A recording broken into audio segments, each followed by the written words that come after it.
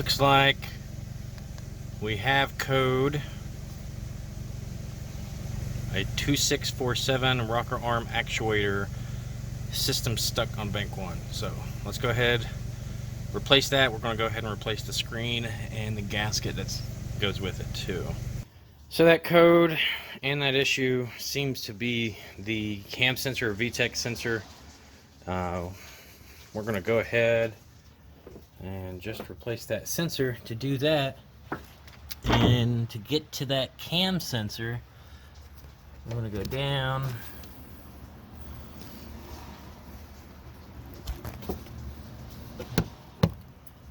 Now this is what we want, that right there.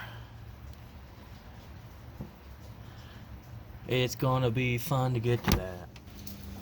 So we want to be down here. I'm going to remove this bracket for this power steering, just because I think it'd give me a little bit more room to work. I don't know if this is necessary, but it'll definitely be easier. That looks like a 10 millimeter.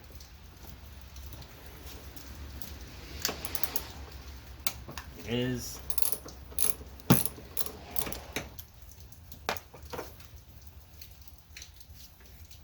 With this out of the way, I'm going to go ahead and disconnect these sensors.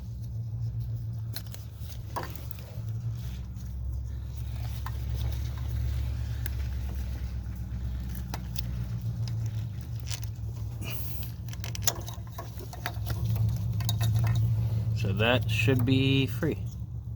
All right, with that out of the way, let's go ahead. These two sensors are disconnected. Let's get them out of the way. And then there's 3 bolts down here. I'm having a real hard time getting a good shot for you guys. So here's what I'm going to do. I'm going to remove one. It's also a 10 millimeter. And then I'm going to show you.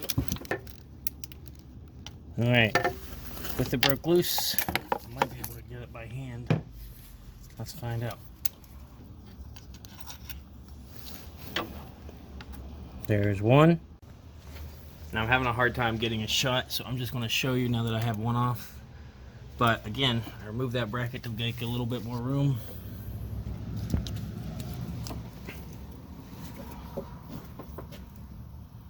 And you should see 1 bolt hole and 2 bolts. And we want to remove all 3.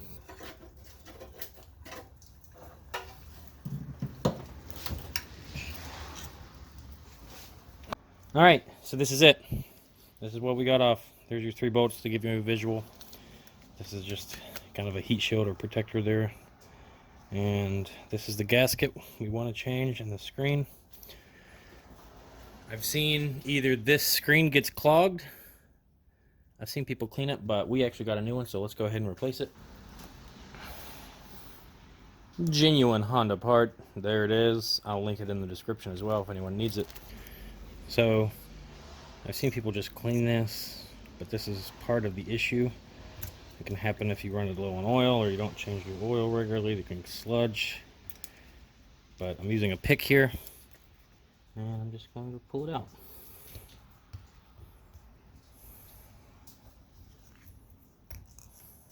I don't know if you can see, it does look a little gummed up there, the screen does. But not really that bad. Let's replace it. It's out, and we have the part. Simple as that. Put a new one in.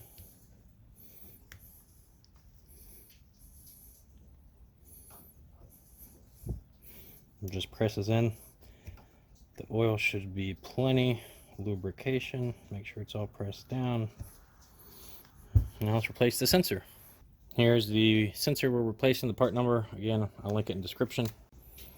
So I ran into a slight issue here. Mind focus. This is a 21 millimeter, however, it's binding up against this. So I'm going to remove this. It's just 2 more 10 millimeter bolts. And because I can fit it,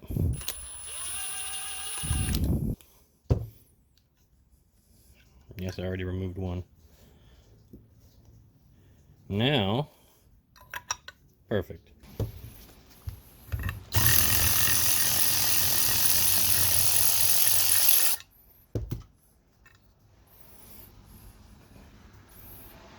Sensor old, sensor new. If you notice, there's nothing that really tells you this is bad. I always like to confirm any sort of markings, and it looks like they don't actually match, but it's possible, because if you notice on this face there's nothing, and on this one there's some numbers. 1309. Okay, go ahead and put the new sensor on.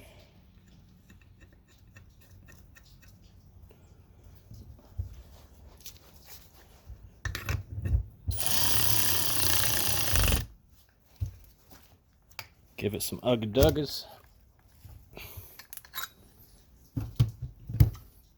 Put this one back on. Be sure to give it some ugga-duggas.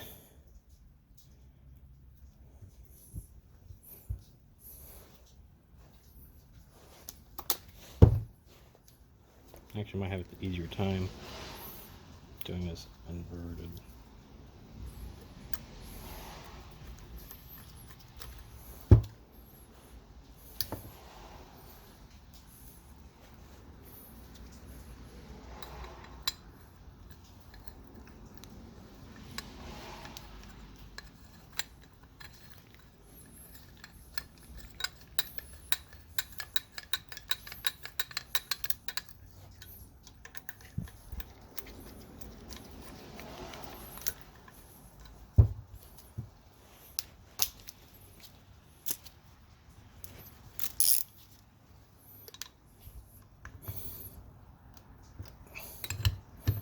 Give these some ugga-duggas.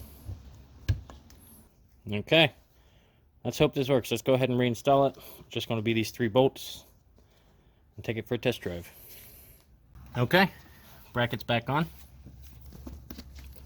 Both those connections are on. This one and that one. And then those 3 bolts are tight. Let's go check it out.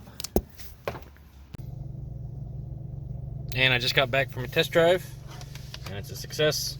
I did have to clear the code out with this, and I still have a variety of airbag, seatbelt, and maintenance lights that we'll be hunting down, but this is a 2003 Element, and it can now go faster than 35 miles an hour. So, hope this helps somebody.